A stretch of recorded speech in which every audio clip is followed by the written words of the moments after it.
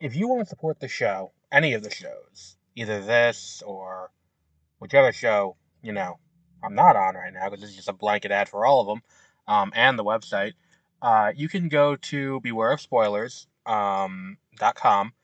In the description for any of the episodes of Beware of Spoilers, there is the option to donate. If you don't want to donate that way, you can donate directly through the website. We do have that, mwpnews.com. And if you don't want to support that way, then going to mwpnews.com will help out because we have ads there. We don't want to keep it, where there's a lot of ads. There's a few ads. But the point is we want to make it so that way, we can sustain this for the long term. If people donate, we're never going to paywall anything, I don't think, as of right now. But if people start donating, we'll start doing cooler and cooler stuff. Like donations are how we get to cover stuff like Tribeca and other, film festivals. And, we may be able to bring on more people to help out. So if you want to help out the show and you want more content from us, by all means, even just going and giving us a 5-star rating on Spotify helps out a lot. But that's it. That's the only ad we'll have on the podcast ever. But here's whatever podcast you're going to be listening to.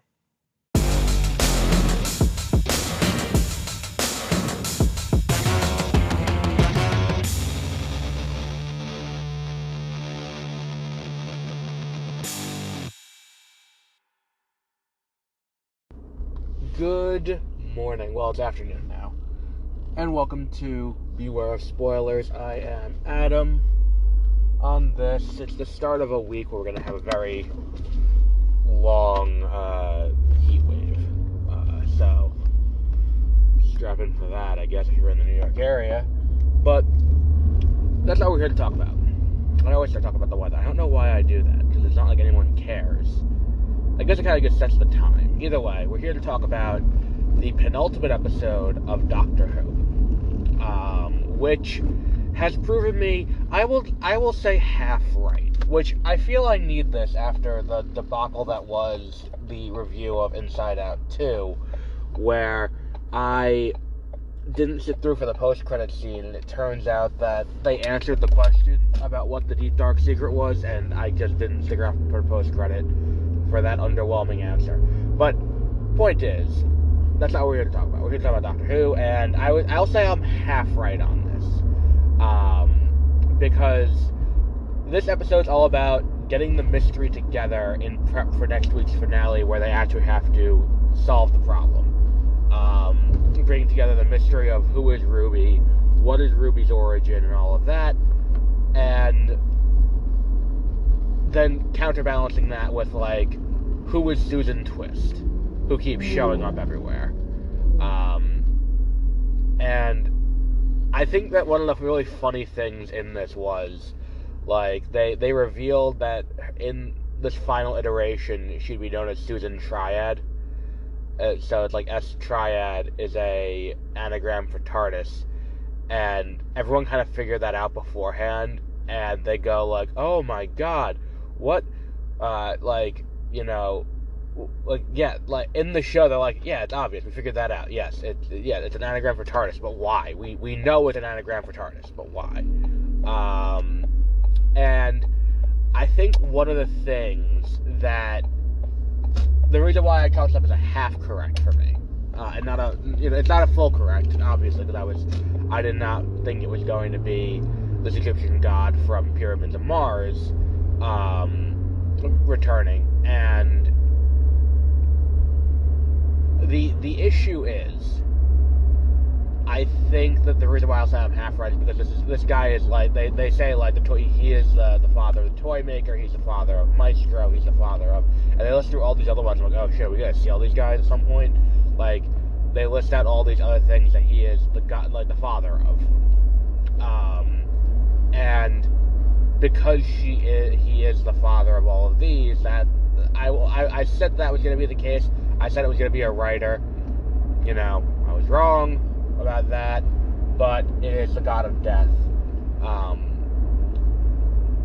whose name I'm forgetting, but that is the overarching bad guy. And I think the thing that's really interesting about this whole thing is that and I haven't watched Pyramids of Mars. Let me put that out there too. I'm gonna watch it this week before the new episode comes out, but I have not seen it up until this point.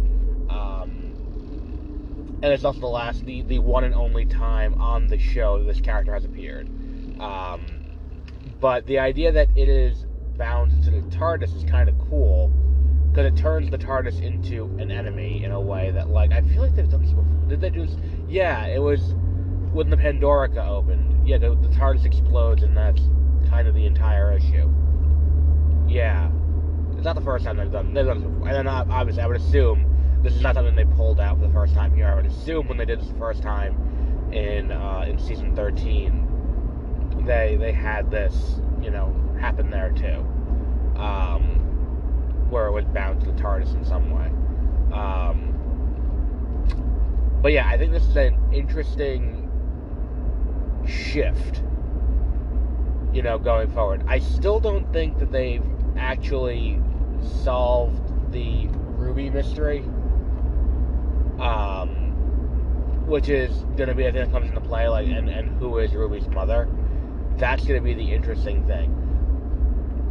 Considering how much they're playing with this idea of, Susan being the Doctor's granddaughter. She was a companion at the very beginning of the show. Back in season 1. I did see the first few episodes of the show. I have watched that. I watched it on Daily Motion in 15 years ago. But I have seen An Unearthly Child. And if they're going to say that, I think there's a possibility. And I don't know if this is going to be definitively it. Because now they're playing with, the snow is coming out of a breach in time. What is causing that? What if Ruby is the Doctor's great-granddaughter? It's Susan. Ruby is Susan's daughter. That's a possibility. I think that would be an interesting thing for a dynamic with a companion. It's here's a long-lost granddaughter, and then the next season can be, well, what happened to Susan? Where is Susan in all this? And let's find Susan. And then why did Susan abandon Ruby? Because I think that's the thing, too. Is we're still dealing with, a question of who is Ruby's mother. Fundamentally, who is Ruby's mother is so entwined in this mystery that it's why is it such a big deal? Unless they go with the, Ruby's mother is also a harbinger of, what's it called? It's also a harbinger of, what's his name? Of Sutek. That could be what they go with, and that could lead to somewhere interesting, but I don't know if that's what they're doing. If that's the case, then that's also that feels a little bit less climactic, and it's oh well, cool, I guess. And then does that mean I don't know? It feels weird. But if Sutek is bound to it, then I think using Susan, and the Doctor brings this up, using Susan as the name is not a coincidence. Using Susan as the name has to have some significance, especially if we're going to have this big of a role. So why bring up Susan at all? Because that's the thing too, is that it's in past seasons you've had characters show up and it's oh well, they don't mention any time they had another companion. It could just be, oh, here's this person, and that. You're doing it for a reason. What is the reason that this character is going to be there? And that's the intriguing part of this. Especially considering how much they're talking about and making sure you're aware the Doctor had a granddaughter named Susan. I think Susan is going to play a role in this show somewhere. I'm just not sure where. But beyond that, I think the show is pretty well done this season. I enjoy what they have going on. I think this is the strongest episode. I do really like the way they deal with Unit. These kind of episodes are always my favorite. And I feel like this is, like we talked a lot this season about onboarding and how this season of Doctor Who is meant to onboard newcomers to the show who may have, fallen off or anything like that. This is the episode that feels the most like, if you fell off and need to see what this show is, this is the one to do it. Because I think both Millie Gibson and Ncuti Gatwa do great jobs, and I still have to look up how to pronounce his name. I love the design around Unit headquarters. I love all the Unit characters, and I love bringing in Ace and bringing in Mel and